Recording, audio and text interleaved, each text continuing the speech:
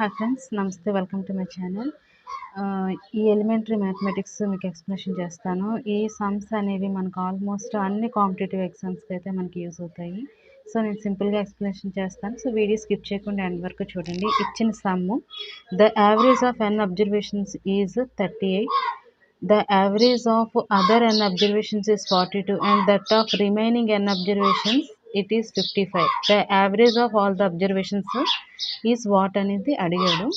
అంటే మనకి average formula ఏంటంటే some of observations by number of observations. So ఆ విధంగా చూసుకుంటే ఇక్కడ ఫస్ట్ ఎన్ని అబ్జర్వేషన్స్ ఇచ్చాడు, మొత్తం 3 ఇచ్చున్నాడు.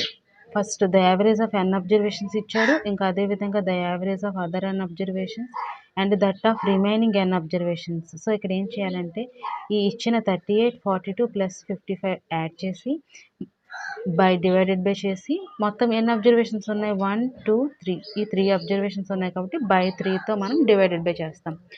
So the average of all other observations is equal to, ఇక్కడ 38 ఇచ్చాడు కాబట్టి 38n plus 42n plus 55n. So whole divided by 3 చేస్తాం, ఎందుకు 3 ఉన్నాయి కాబట్టి. సో ఇక్కడ 38, 42, 55 యాడ్ చేయాలి. 38, 42, 55ని యాడ్ చేస్తే 135 వస్తుంది. 135/3 చేస్తాం. 3తో డివైడెడ్ బై చేస్తే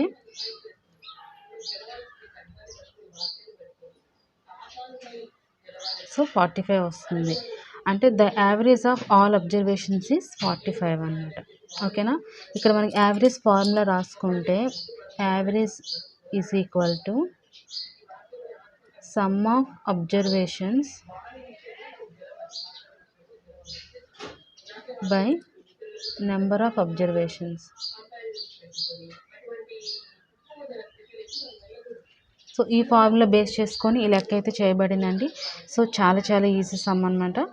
సో అందరూ గుర్తుపెట్టుకోండి. వీడియో నచ్చితే లైక్ ఇవ్వండి, షేర్ చేయండి. ఛానల్ అయితే తప్పకుండా సబ్స్క్రైబ్ చేసుకోండి, ఎందుకంటే ఇటువంటి మ్యాథ్స్ కానీ రీజనింగ్ క్లాసెస్ నా ఛానల్లో డైలీ అప్లోడ్ చేస్తాను. Okay friends, please support me. Thank you.